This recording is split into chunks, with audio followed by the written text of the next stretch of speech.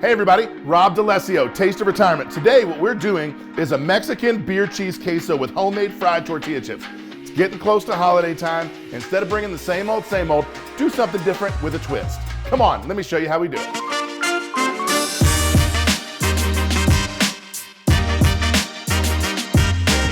All right, Mexican beer cheese. Beer cheese has gained a lot of popularity lately at sports bars and parties and different things like that. You could use pretzels to dip it in, pita bread. What we're gonna do is a homemade tortilla chip. And you know, a lot of times when you're dipping in a cheese or a dip, something like that, the chip will break. It's not gonna happen here. So what we're gonna go ahead and do, I've got a cast iron pan going. It's on medium-high heat, got a little smoke going. I've got a pot for my oil. You wanna get that oil up to 350 degrees. You need to use like a canola oil or maybe something like a shortening that has a high smoke point. Obviously, do not use olive oil. You've got sharp cheddar cheese, and you're just gonna cut the cheddar cheese into about 1/2-inch cubes. So you cube those, let those get in there.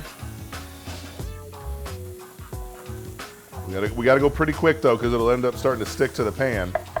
I'm actually gonna lower that heat down just a little bit. So now I'm at a little bit less than medium.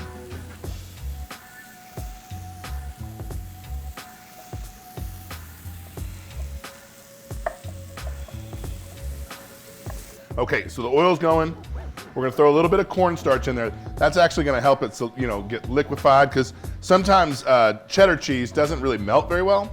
So you wanna do something that'll help it incorporate and kind of melt on itself and make it more smooth. That's the word I was looking for, actually.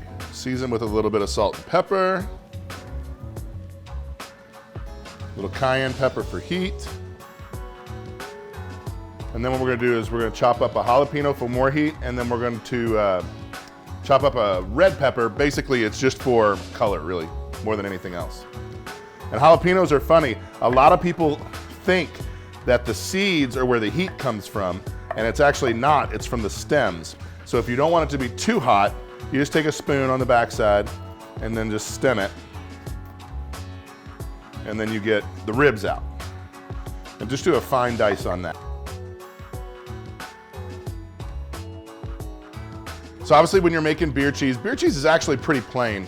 You could use different cheeses, but it's generally a cheddar cheese type thing. Where you can really make a big difference with it is the beer that you use.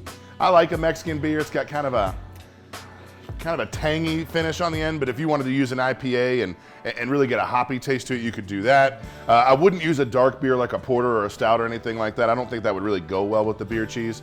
But like the Mexican beer is good, but I would use a really good beer. You don't want to do just some kind of plain domestic beer. Like I said, we used a Modelo today. You could use Sam Adams, a Boston Lager. That would be a really good one to make a beer cheese with. And just be fun and creative with it. Different kinds of peppers. You could do Anaheims or Poblanos, or we're doing jalapenos. You could be really crazy and throw a ghost pepper in there, but you're only going to eat one bite. So, but you can have fun with it, man. It's a pretty forgiving dish, which is cool, because if you don't really know what you're doing, then you can do all kinds of crazy stuff. Now, I do beer cheese at Thanksgiving and weird times like that, because when we do Thanksgiving at my house, we actually don't do a traditional Thanksgiving. So like things like beer cheese and different dips, quesos, hummus, they're all really, really fun to make, but this one's fun. And you'll see I'm using a red pepper. A lot of people like green bell peppers, and I think that's crazy, absolutely crazy, because red bell peppers actually are green peppers. They're just ripe. So nobody goes around buying green bananas and eating those, right? They wait till they're yellow. Why would you eat a green pepper? Part of that's also because my parents made me eat green peppers every week when I was growing up, and I absolutely hate them. So red peppers are always going to be the play here. All right, you can see the cheese is really starting to come down. One thing, if it doesn't get as smooth as you want, you could add more liquid, which I don't think we're going to have to do today. You could also add a little bit more cornstarch, and if you need to make a slurry with the cornstarch, you can do that as well. And so what a slurry is just water and cornstarch.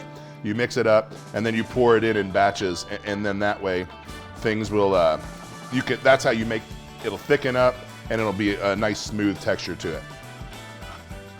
Otherwise, it just takes time. Just be patient, let that cheese get going.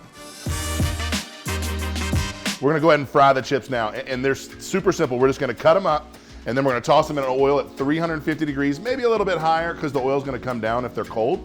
But then you'll mix them up a little bit, and then as they float, you just get them out. And the one thing you wanna do is when you take tortilla chips, when you make homemade tortilla chips and they come out of the oil, you gotta season them as soon as they come out of the oil. I don't know if you've ever eaten at a restaurant where they have tortilla chips and there's like no salt on them at all.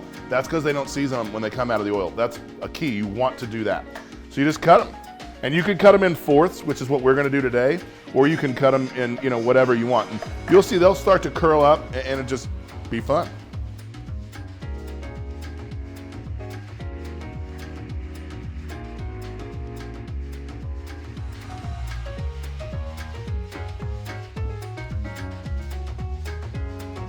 Okay, so when you're frying, honestly, a lot of fried foods, you can time them, and like if you fry chicken tenders, it's like 3 or 4 minutes.